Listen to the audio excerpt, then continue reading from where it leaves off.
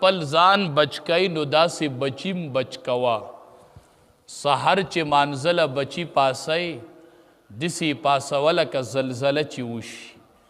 चिकल जलजल वशी नु मुंगा उतासो चिकल द कोटी न उजू न दा बची ज़ान सर पत्रख की उनिसो बड़स्तन तिन लरकू औ अल गुल जुड़ को इशाबई जलजल द अस न चे दा कूर दर बांदे रतौशी न ची बची मानजल वे खई नु दासे अल गुल पे जोड़ा वाला का जलजल ची बचो पासे पासे पासे वोले द जहन्नम वूर दे द जहन्नम वूर दे द जहन्नम वूर दे दासे बची बची पासवा मानजल ची असे न ची दा बची में दा मुंज न कई और ब्या पे द जहन्नम वूर मुसल्लत ची नो अल गुल पा बचो जोड़ा वाओ बची दा से पवार खताए बांदे मानजल पासवा कू अनफुसकुम व अहलीकुम नारा अल्लाह वही जानूनम बच के उदा बची मुम गोरे बच के तच मानजल राजियो बची दी उद प्रात दी न जान दे दौर न बच को खु गोरे बची दी बच न कड़ल बची पासवा कू अनफुसकुम व अहलीकुम नारा पासे बचो पासे मानजल पासे द जहन्नम वूर दे अल्लाह वही जान तिम बच के वो बची ती न हम बच के मुंग डेर खलक खुद जान पिकरुम न कहू औ कदजान पिकर कहू नो डेर खलक ब्या द औलाद पिकर न कई द जान पिकर कई खुद औलाद न कई बद जान पिकर के बद औलाद पिकर कई द जान द औलाद नबी करीम सल्लल्लाहु अलैहि वसल्लम फरमाई मुरू औलादकुम बिस्सला वहुम अबनाउ सब'i सिनीन बचो तद मानज़ हुक्म कवई चिकलम दा बची उवो कालो तवरसी ची उवो कालो तवरसी न मानज़ हुक्म वर्ता कवा प मानज़ आदत कवा द जान सरे जुमात तबोजा बचिया मुंज दे अस्सलातु इमादुद्दीन दा द दिन स्तंदा पदी मुंज बांदी दिन वलाड़ दे औ दा मुंज द इमामुल अंबिया दस्तरगु यखवाले बचिया जची जुमान जला मुरू औलादकुम बिस्सला वहुम अबनाउ सब'i सिनीन वज़रिबूहुम अलैहा वहुम अबनाउ अश्रि सिनीन चे लसो कालो तरी बचे और से दो बची दी मुंज न कहो ब्याय वखा ब्या वर्त सजा वर्कवा ब्या वर्त जोरन वर्कवा बचिया तद लसो कालो त मुंज न के वज़रिबूहुम अलैहा वहुम अबनाउ अश्रि सिनीन चे लसो कालो तो उरसे दल ब्या वाला प मुंज सजा वर्कवा वोले दे मुंज प्रे खो दे बचिया मुंज प्रे खोद में किताब की निश्त दे मुंज प्रे खोद दे न बर्दाश्त को मगवरे पदी दिन वलाड़ दे दा द दिन स्तंदा अस्सलातु इमादुद्दीन बचिया तावली मुन न दे कड़े कुरान के चिकम से मरागलीन वही अकीमुस्सला मुंज कायम कई जिसने वही ची मुंज व कई अकीमुस्सला मुंज कायम कई द क़ियाम यव तर्जमा उलमा दा कई ची द दे माना दादा ची मुंज कई नो द टूल सुनतो द वाजिबातो द मुस्तहब्बातो ख्याल पके साता दी त इकामत द मुंज हुई ची सरद टूल आदाबो मुस्तहब्बातो द वाजिबातो सरत मुंज अदा की ज सजदा लगोमा नो नबी करीम सल्लल्लाहु अलैहि वसल्लम सजदा संग लगवली वा ज ची क़ियाम कोम लास पकम जे के एकदमा लास पकम जे के एकदम इमामुल अंबिया लास कम जे ए खौदियो ज ची तकबीर तहरीम लास उचतोम सुमर बे उचतोम सा बची त पतश्ते ता बचे पदे पो अकड़े दे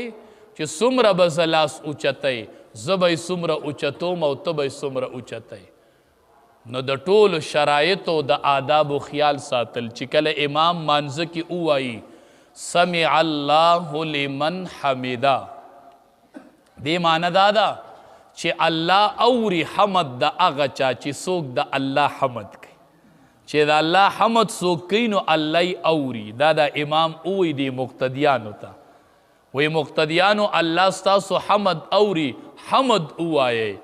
दा इमाम मुक्तदी तो हुई न पकार दावा चे इमाम उई चे समी अल्लाहु लिमन हमिदा न चे मुक्तदी खख कोले हुई चे रब्बना वलकल हम या रब्बना लकल हम द्वाड़ टिक दी حروف سیوا کیږي نو اجر سیوا کیږي چې ربنا ولک الحمد نو لک اجر ښه سیوا شو ربنا لک الحمد چې مونږ وایو بالکل ټیک دی خو ولک الحمد اجر لږ نور سیوا شو نو هغه امام وی سمع الله لمن حمدا اے مقتدی الله ستا حمد اورید الله حمد بیان کا نو امام چې وګوري نو مقتدی سجدی لتلی مقتدی کا تو سجدی لتلی نو پکار داده چې دی امام مقتدی ویلې چې دا ماته امام اوی چې سمع الله لمن حمدا نو چې دی مقتدی ښه قلاره باندې ویلې چې ربنا ولک الحمد دا الله چې څوک حمد کوي نو الله اوري نو ربنا ولک الحمد الله ټول تعریفونه تعالی ردی ته د حمد قابل او ته د ستاینې قابل نو بیا وروسته وایه الله اکبر دې ته اقامت د منځ وي اقامت د منځ دې ته وي حدیث مبارک کې راځي چې کله بنده مانځه کې وایي الحمدلله رب العالمین بیا پسې لږ ودرېږئ الحمدلله رب العالمین لږ وقف وکا ته چې وایي الحمدلله رب العالمین رب العالمین وایي حمدنی عبدی زما بنده زما حمد وي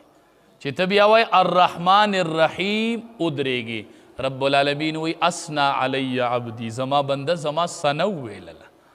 چې بیا ته وای مالک یوم الدین الله وی مجدنی عبدی زما بنده خو زما لوی بیان کړه چې د قیامت واګدار الله دې زما لوی بیان کړله نو بیا دا بنده منځ کې وی ایاک نعبد و ایاک نستعین الله وی دا آیات ټول د فرشتو ایاک نعبد و ایاک نستعین الله وی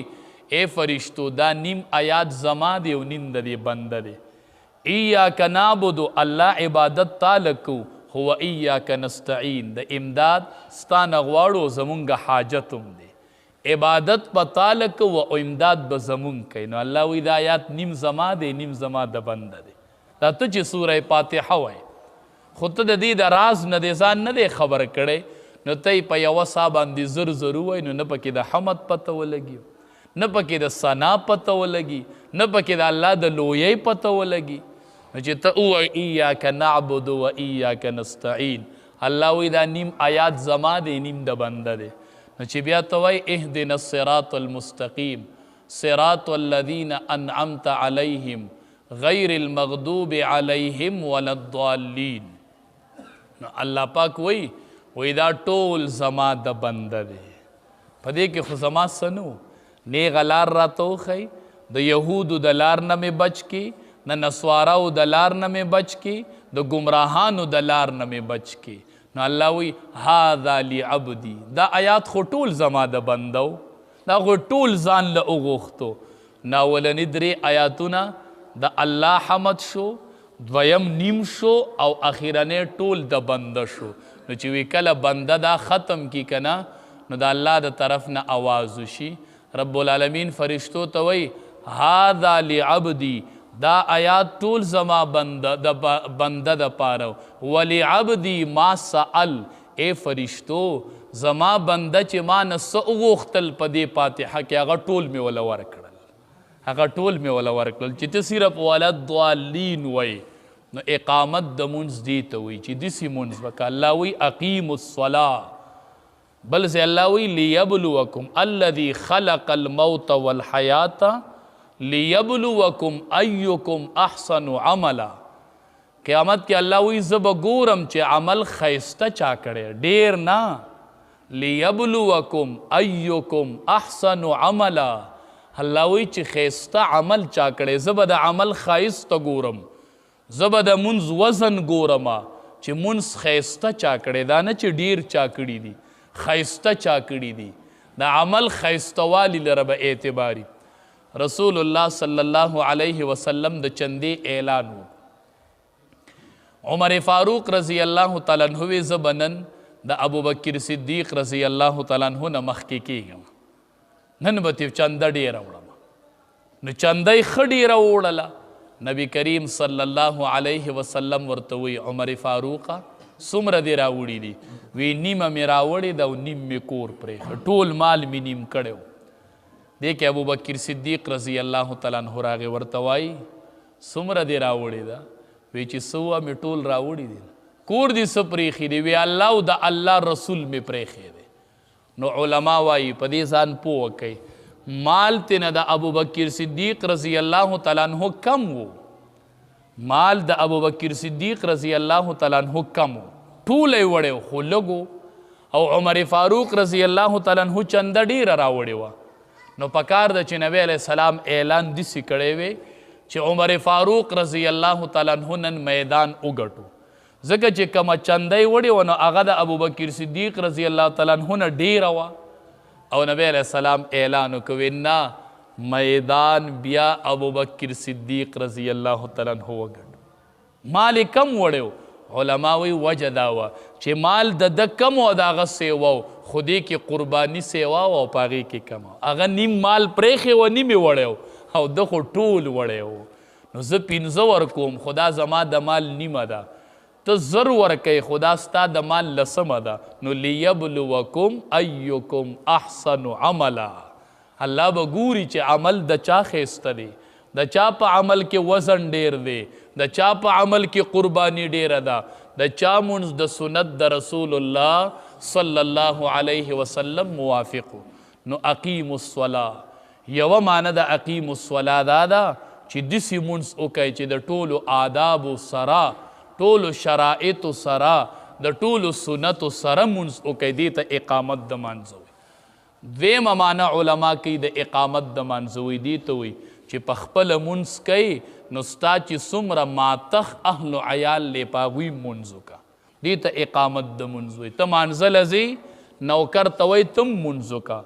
ته مونځ کوي بچي ته وایي تم مونځ وکړه، چې تم وکړي او په بچو دې موکو. دې ته اقامت د مانځه وایي. مونځ دې قایم کو، قایم ستا په کور کې مونځ ودرېده، ستا اهل و عیال مونځ وکړو، نو ستا نه چې څومره ماتخ خلقي هغې ټولو ته وایي د مونځ خیال ساتئ. نو څنګه چې ته مونځ کوئ نو داسې وړو ته هم حکم کوه الا کلکم راع وکلکم مسئول عن رعیته. نبی کریم صلی الله علیه وسلم فرمایي وی تاسو ټول چې یې شپونکي یې، الا کلکم راع وکلکم مسئول عن رعیته. تاسو کې به هر یو نه د خپل رعیت او د کنډک باره کې تپوس کیږي. څنګه چې د بیزو شپنکۍ خلق ته ماښام د خپلو بیزو تپوس کوي که نه کوي، نو دا ستاسو کنډک دی، د دې تاسو مشران یې، د دې خپل اهل و عیال تپوس په د کور د مشر نه کیږي، د بچو تپوس په د پلار نه کیږي او د مور نه به کیږي. دا د دوی رعیت دی، دا د دوی ماتح دی، د دې به تپوس الله د دوی نه کوي. نو خپلو بچو ته حکم د مانځه کوئ چې 7 کالو ته ورسي. علما وایي د بچی په پلار اولنې حق دا دی چې دی به ورله نوم ښکلی ږدي، نوم به ورله صحیح ږدي. نوم کې د علماو سره مشوره کوئ، ښکلی نوم به درته وښي، ښکلي نومونه به درته وښي، سبا به ته خوشحاله یې. نو مونږ خو د چا نه د نوم پیسې خو نالو چې نوم مې درله بچي له کېښود ما له به یې اوس پیسې راکوئ. نه، نوم کې د علماو نه تپوس کوئ. حدیث مبارک کې راځي احب الاسماء په ټولو نومونو کې غوره نومونه عبدالله او عبدالرحمن دي. عبدالله عبدالرحمن دا غوره نومونه دي. به هر صورت نوم بچی له صحیح کې ښودل دا د مور او پلار باندې د بچو یو حق جوړیږي. دا ول تا اولنې حق ضایع کو چې بچی له دې نوم غلط کې ښوده، معنی غلطه ده. علما وایي د دې نوم د معنی اثر چې دی ګورې دا په بچو کې سبا بیا ښکاره کیږي. د دې نوم اثر وي اثر، نو بچو له ښکلی نوم د صحابي نوم ده، د پیغمبر نوم ده، د ائمه اربعو نومونه ده، د علماء دیوبند د مشرانو نومونه ولږ ده چې الله پکې سبا هغه اثرات ښکاره کړي. نو موږ لومبې حق د بچي ضایع کو. نوم ږدو ته څه وایې، ته څه وایې، ته څه وایې، یاره جي دا مې پلار خوښ کړی دا نوم به یې وسي. ټیک ده، پلار ته وایي ستا خوښ دی خو د الله او د الله د رسول نه دی خوښ، نو څه وکړم ای به دغه به ولږدمه. نه که نه وایي دا زما د بچي اولنې حق ضایع کیږي. پلاره نوم به هغه نوم ږدو چې د هغې معنی صحیح او هغې کې موږ د علماو نه رهنمایي وایو. نو یو نوم صحیح کېښودل دا د اولاد حق دی په مور او پلار او دا اکثر پلاران ضایع کی بیا سبا سبا سر ټکی چې د نوم معنی وګوري نو د نوم معنی یې شریر چې د نوم معنی وګوري نو معنی یې جاهل ناپوه نو هغه به بیا څه د پوهې خاوند شي نوم یې وله یې شریر نو هغه به څه بیا د خیر خاوند شي نو اولنی حق د بچو دا دی چې نومونه وله صحیح دی دویم حق دا دی چې د اولاد به نیک تربیت کوي دا د بچی حق دی په پلار باندې نیک تربیت به د بچو کوي دا د بچو حق دی دا قتل روحانی دی روحانی د بچو روح چې دی هغه خلکو قتل کو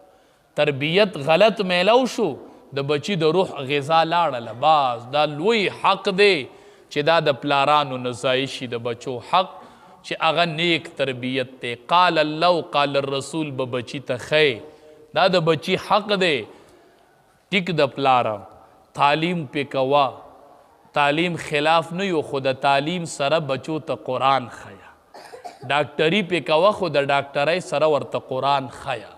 دا د بچو حق دی حق دا تا ضایع کړی دی نن مونږ کې دی نه ډېره غټه بې پرواهي زمونږ نه کېږي چې مونږ په دې حواله د بچو خیال نه ساتو چا د بچي نه تپوس کړی بچیا تاله د قرآن ناظره درځي غلطه ده او که صحیح ده ته ناظره غلطه وای که صحیح وای که ته دا ناظره غلطه وای نو بچیا دا خو زمونږ دپاره ښه د وبال ذریعه جوړېږي تاله قرآن درځي ستا د مونځ الفاظ صحیح دي تا د بچی تربیت کړی دی نو د بچی تربیت ګورې دا د پلار حق دی دا د مور حق دی خو نه مور پروا کوي او نه پلار پروا کوي بایزید بوستامي رحمت الله علیه د پلار مړو مورې کونډه وه او دا بچی پاتې شو دا د کونډې مور تربیت دی چې نن خلق بایزید بوستامي رحمت الله علیه یادوي د دې په شا د یوې کونډې مور د هغې محنت او د تربیت سیله ده پلار مړ دی مور بار بار لګیا د بچی ته وایي تا به مدرسې ته داخلو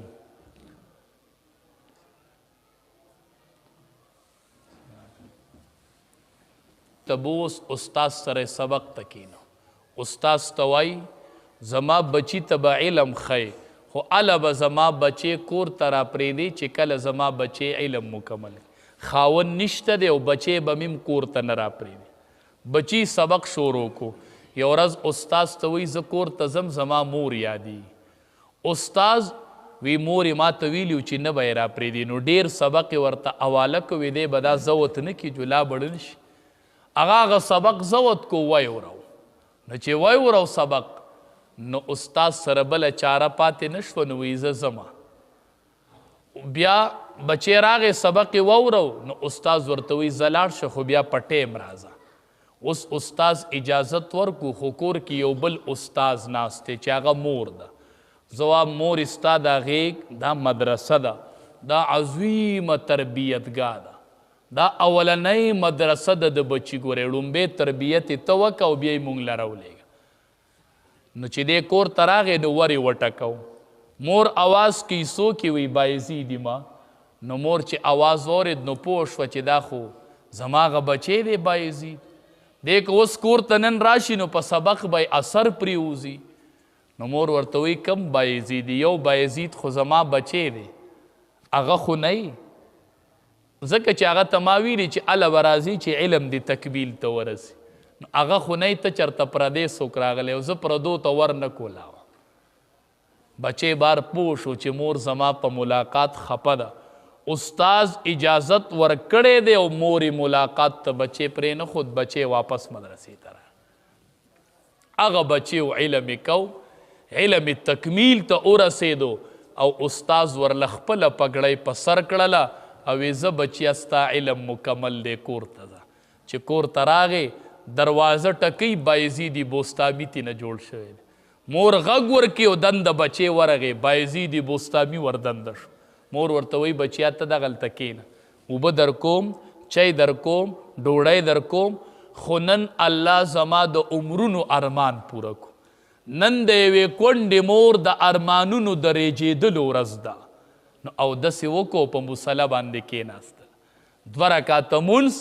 او د الله شکر ادا کړي او د الله نه دعا کوي چې الله مالا د بایزید بوستامي په شان بچی راکړو نن خلق علاقه د بایزید په نوم باندې یادې د په شا د یوې کونډې مور کردار نو دا د مور او پلار ذمواري ده د اولاد صحیح تربیت کول او دریم حق دا دی چې کله دا بچی بلوغ ته ورسیږي نو بیا به ورله د واده بندوبست کوي چې کله بلوغ ته ورسیږي نو د واده بندوبست په ورله کوي چې بالغان شي نو بیا به ورله د واده بندوبست کوي دا د پلار حق دی حدیث مبارک کې راځي من استطاع منکم الباءة فلیتزوج څوک چې د نکاح طاقت لري هغه نکاحونه وکړي طاقت څه ته وایي مونږ خلق د طاقت عجیبه ترجمه کو مونږ وایو کور لا نه دی لینټري شوی ټایل لا پاتې دي ورګه کمره کې لا ټایل نه دي لګېدلي 15 لکه روپۍ نشته ده چې د هغې ورله فرنیچر وکمه 15 لکه روپۍ نشته چې میلمانه پې اټین کمه دا طاقت نه دی ګورې من استطاع منکم الباءة فلیتزوج چې دا الک روخ دی په وجود د بیبي په حقوقو ادا کولو باندې قادر دی او دومره کوډګۍ یشته دی چې په هغې کې د بیبي سامان محفوظ کولی شي یوه کمره لینټري شرط نه دی یوه کمره شته چې د بیبي سامان پکې محفوظ کیږي او د بیبي چې کم مهر دی د هغې په ادا کولو باندې قادر دی او 2-3 ټیمه د ډوډۍ طاقت شته چې خپل او ځان له بیبي له ډوډۍ ورکولی شي نو حدیث مبارک کې راځي فلیتزوج د له واده وکړي دا د پلار او مور حق دی دې کې ورسره مرسته وکړي او د آرام او سکون حاصل کړي الیها د هغې سره الله تبارک و تعالی وی تاسو پیدا کړلی د یو نفس نه او بیا د هغه نفس نه د هغه بیبي پیدا کړله د پاره د دې چې دی د دې خپلې بیبي سره آرام او سکون حاصل کی علما وایي د دې آیات مبارکه یو مطلب دا دی چې د نفس واحده او زوجها نه مراد مطلق خاون او مطلق خزه دي عام خاون او عام خزه پیدا کړلی تاسو د یو نفس نه وجعل منها نو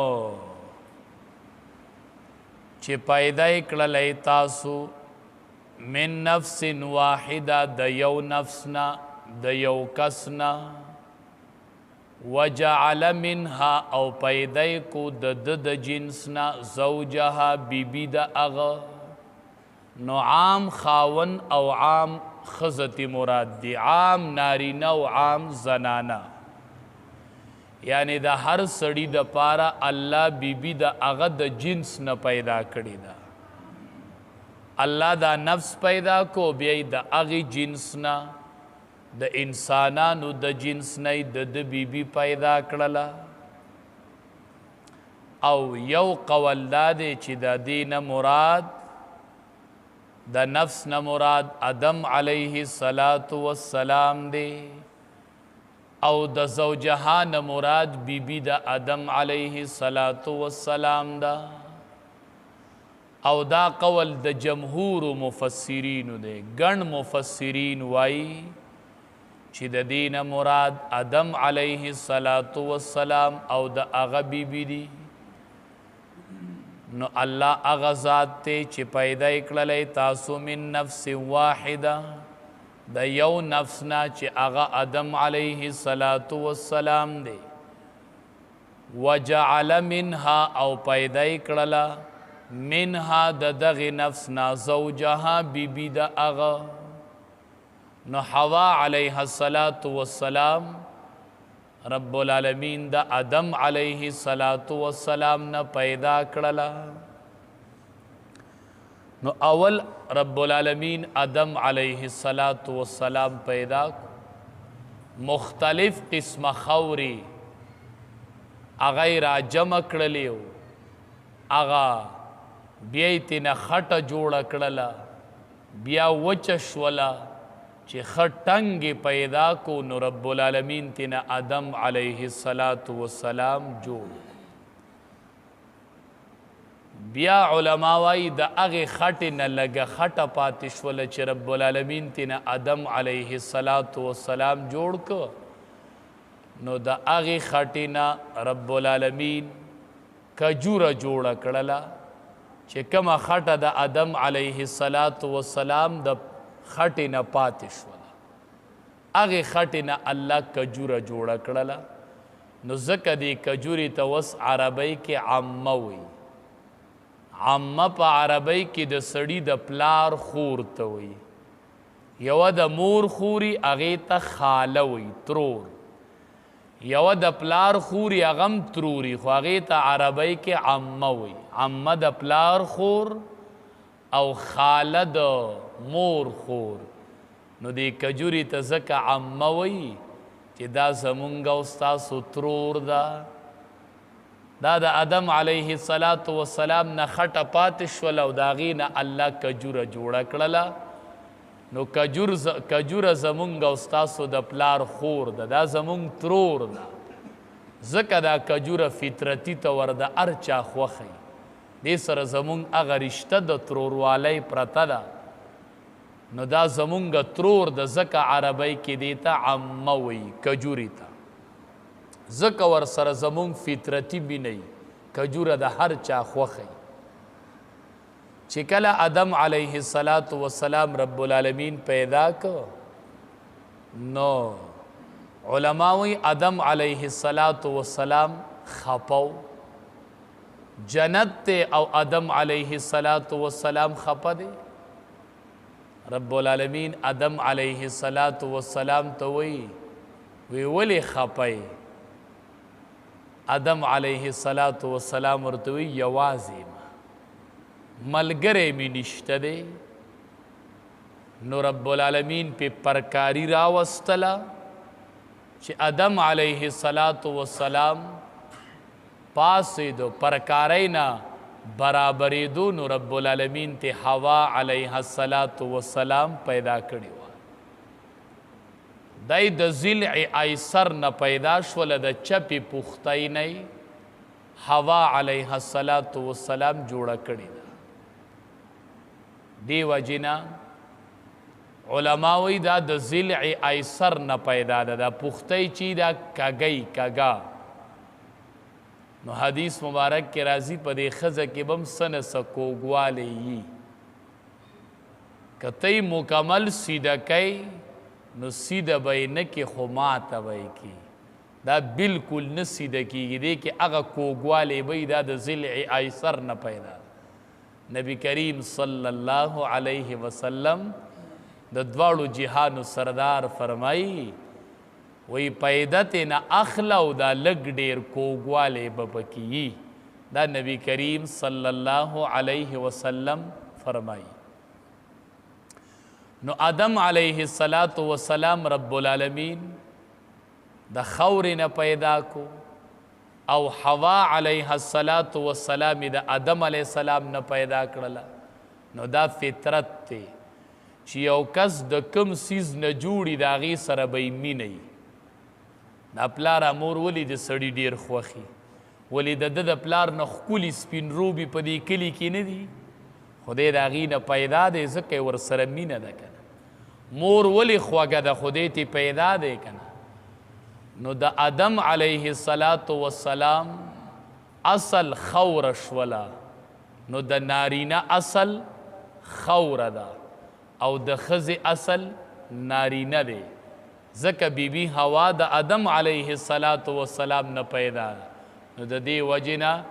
د سړي به ډېره مینه د پټو سره وي، د جایدادونو سره یې ډېره مینه وي. د اصل خوره ده، دی د خورې نه پیدا دی. او د بیبي به ډېر محبت د خاوند سره وي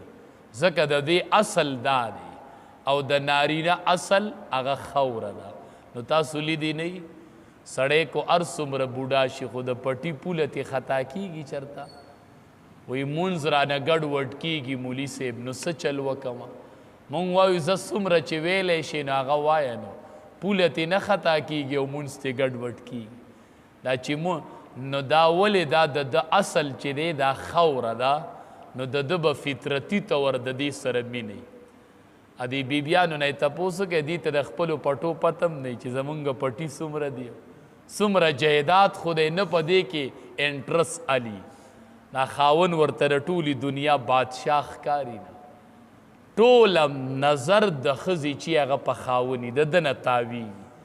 او د سړي ټول نظر چې دی هغه په جایداد او په پټو کې پروت نو ځکه د نارینه اصل چې دی هغه خوره وه او د بیبي اصل چې دی هغه چې دی هغه نارینه دی دې وجې نه علما وایي هم وایي د بیبي مینه به د خاوند د مینې نه سیوی ځکه د دې اصل دا خاون او نارینه دی او د سړي مینه به د پټي سره ډیره وي دی به په جایداد باندې ډیر مین وي ځکه چې د اصل چې دی هغه خوره ده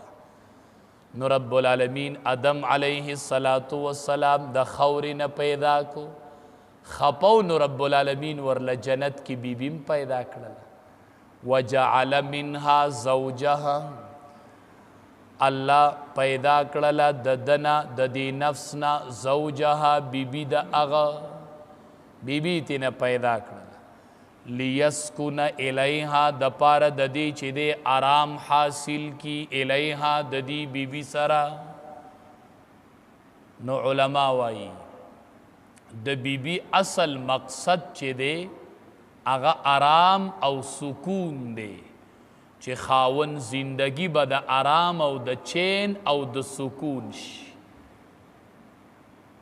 دا اصل مقصد دی د بیبي چې خاون ته به آرام او چین او سکون رسیږي مولانا اشرف علی تانوی رحمت الله علیه دا حکیم الامت دی بهترین عالم تیر شوی حکیم الامت د امت ډاکټر دی ډاکټر اشرف علی تانوی رحمت الله علیه وایي چې یو سړی واده شته دی او دته سکون نشته دی نو دې ځان له د بل واده تلاش وکړي ځکه د بیبي مقصد چې دی هغه نه دی پوره شوی د بیبي مقصد د خاوند د بیبي نه دا دی چې دته به سکون راځي او دته سکون او آرام نه دی راغلی نو دی ځان له بل ځای بله بیبي تلاش کړي چې دی کې سکون نشته دی به ستړی دته به تکلیفي خو چې کله دی کور ته راشي نو دته به آرام او راحت او سکون راشي نو نن سبا معامله لږه الټه شوې ده وجه دا ده چې خاون کور ته راشي او کینی نو بیبي ورته ړومبې د ټینشن هغه خبرې وکړي چې کم جنګونه منګونه شوي یا سوړه مالګه مساله کور نه نو ړومبې ورته هغه خبرې وکړي نو دی که لږ ستړی نو ښه هغه ټینشن سیوا شي ښه ورته ټینشن سیوا شي نو دا خبرې پکار دی خدا لک په قلاره پکار دی اول د هغه د چای د اوبو غور پکار دی د هغه د آرام غور پکار دی اول د هغه نه تپوس پکار دی بار خود ته څه تکلیف نه دی رسېدلی څه ټینشن خود ته نه دی رسېدلی د هغې نه پس د ته خبره کول پکار دی حدیث مبارک کې راځي وایي دا د جنتي ښځې صفت دی چې کله ورته خاون نظر وکړي نو دی به خوشحاله شي دا د جنتي ښځې صفت دی چې خاون ورته نظر وکړي نو دی به خوشحاله شي دته به آرام او سکون راشي نو د ښځې مقصد هم دا دی لیسکن الیها چې دته سکون راشي چې کله د کور ته راشي نو دته به آرام او سکون راشي علما وایي چې ښځه واده شوي لا نه نو په دې باندې ړومبی حق د مور او پلار دی خو چې کله د دې واده وشو نو په دې باندې ړومبی حق اوس د خاوند دی د مور او پلار حق وروستو دی د خاوند حق مقدم دی په دې ښځه باندې او د دې نه به د خاوند د حق تپوس هم کیږي علما وایي قیامت کې به د ښځې نه د ټولو نه ړومبی تپوس د څه کیږي عن صلاتها د مانځه په باره کې به ته اول تپوس کیږي د ښځې نه نو زنانو فرض منځونو کې ډیر کوشش کوئ دې کې سمجوتې د چا سره مه کوئ،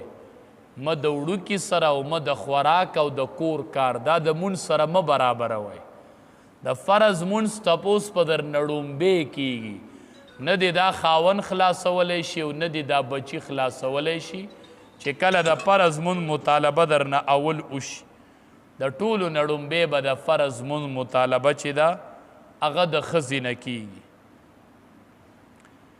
نو فرض منځونو کې ډیر کوشش کوئ. اکثر زنانه منځ کوي خو بې ټیمه کوي، پته ورته نه وي. په ټیم باندې خپل منځونه کوئ چې اذان وشي، وخت داخل شي، وایي ړومبی به منځ کوم او بیا به د کور نور کار کوم، ځکه ما نه به الله قیامت کې ړومبی د منځ تپوس کوي. او چې د منځ د تپوس نه فارغه شي نو دویم تپوس چې دی عن بعلها، هغه بیا د خاوند دی. دویم تپوس په ورځ د محشر د بیبي نه هغه به د خاوند په باره کې تپوس کی. مانځه پسې متصل عن بعلها، د خاوند باره کې به الله تپوس کوي. د دې نه بله غټه خبره شته دی، علما وایي احادیثو مبارکو کې راځي چې د خاوند اجازت نه وي نو ښځه به نفلي روژه نه نیسي چې د خاوند اجازت ورته نه. لیسکن الیها، د پاره د دې چې دته سکون حاصل شي. دا بیبیم ولدې د پاره پیدا کړل. نو د واده مقصد چې دی هغه عفت دی، هغه پاک دامنی ده، هغه سکون دی. د دې علما وایي چې واده سړی کوي نو نیت تدا کی چې ما ته به پاک دامنی حاصل شي، ما ته به حیا حاصل شي، ما کې به عفت او پاک دامنی پیدا شي. نیت د واده دا پکار دی. نو خلق سوای مالدار ځای کې کوم وایي چې لږ غوړ شو ورسره وایي، وایي مالدار دی چې مونږ ورسره لږ مالدار شو. حدیث مبارک کې راځي چې چا په دې نیت واده وکړه چې دا مالدار دی زه به ورسره مالدار شم، ویلی به ښه غریب شي. دا نیت به نه کوي په واده کې. واده کې به نیت د عفت او د پاک دامنۍ کوي. نو لیسکن الیها، د پاره د دې چې دی آرام حاصل کړي د هغې سره. فلما تغشاها، نو هر کله چې هم بستري وکړله آدم علیه السلام ها د دې خپلې بیبي سره، او یا کتینا مراد عام خاون او ښځه شي، نو کله چې خاون هم بستري وکړله د خپلې بیبي سره، حملت حملا خفیفا، نو دا حامله شوله په حمل سپک سره. الله حمل راوستو په ګیډه باندې، دا اوس اولنې حمل دی، پتم نشته دی. نو اول کې لا حمل سپک دی، نو فمرت به، نو دا به ګرځېدله را ګرځېدله به د دغې حمل سره. یعنی سپکو نو ګرځېدو را ګرځېدو کې به ورته تکلیف نه و، ابتدایي دور و. فلما اسقلت، نو هر کله چې درنه شوله، د حمل ورځې ډېرې شولې نو درنه شوله، دا مور ته څومره تکلیفي. بیا سبا دا بچې د دې مور نافرمانی او دې مور ته کنزل کی او دې مور ته وایي تا ما د پاره څه کړي دي، وي تا ما د پاره څه کړي دي. فلما اسقلت دعوا الله، نو کله چې دا درنه شوله دعوا الله، نو سوالو کو دې دواړو ربهما د خپل ربنا. ځکه چې دا اولنې حملونو دي ته خو پته نه وه څه به پیدا کیږي، نارینه به یي زنانه به یي، څه به یي، نیمګړی به یي، پوره به یي، بدبخته به یي، نیکبخته به یي، څه معامله به پیښیږي مخې ته. نو دعوا الله ربهما، نو دې دواړو دعا وکړله، سوال یې وکړو د خپل رب نه، وی لئن آتیتنا صالحا، کچری تا مونږ ته راکو، قسم دے کچری تارا کو مونږ ته صالحا، روغ رمټ بچے دے را ترا کو، لنکونن من الشاکرین، نو خامخا به مونږ د شکر گزار بندیانو نشو کتا مونږ له یو روغ سالم بچی راک نو مونږ به الله ستا ډیر شکر ادا کوو. نو علما وایي چې کلم بیبي حامله شي نو ښځه او خاوند دې دعا غواړي څه پته لګي څه به پیدا کي او الله تمام روغ بچی راکي څه پته لګي که تمام بچی پیدا شي نو دې دا لکه او د جینۍ په فکر کې دی دا دعا کوه الله روغ راکي تمام راکي د انسان نه انسان پیدا کیدل دي الله کو روغ بچی دی راکو سالم لنکونن من الشاکرین نو مونږ به خامخا د شکر گزارو نشو. نو دې دوران کې د الله نه دعا وکړه فرمایي هو الذي خلقکم الله هغه ذات دی چې پیدا کړي تاسو من نفس واحده د یو نفس نه وجعل منها پیدا کړه د دغه نفس نه زوجها بیبي د هغه لیسکن الیها د پاره د دې چې آرام حاصل کی الیها د هغې سره فلما تغشاها نو کله چې د هم بستري وکړله د هغې سره حملت حملا خفیفا نو حامله شوله په حمل سپک سره فمرت به نو ګرځېدله را ګرځېده به به د دغې حمل سره فلما اسقلت نو هر کله چې درنه شوله دعوا الله نو سوال وکړو د الله نه ربهما چې اے رب زمونږه لئن آتیتنا چې قسم دې کتارا کو مونږ ته صالحا روغ رمټ بچې لنکونن من الشاکرین نو خامخا مونږ به شو د شکر گزارونه.